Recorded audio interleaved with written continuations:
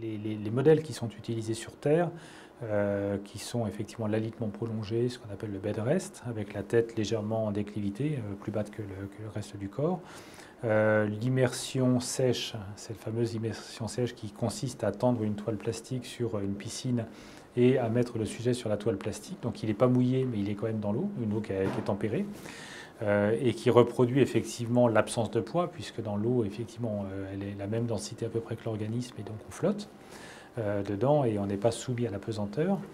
Mais c'est un petit peu comme le bed rest. Et puis, dans les autres techniques, il y a le vol parabolique, qui effectivement consiste à faire des paraboles avec l'avion, et au sommet de la parabole, pendant 22 secondes, on est en microgravité.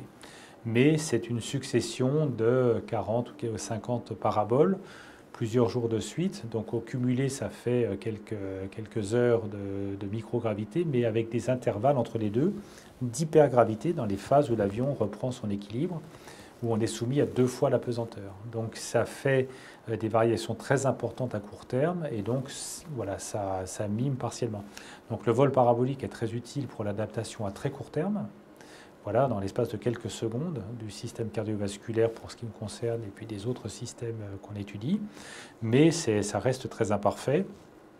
Pour ce qui est du bed rest et de l'immersion sèche, là on peut utiliser des durées plus longues, voilà, de quelques semaines, ça va jusqu'à 60 jours, jamais plus parce que les gens deviennent fous.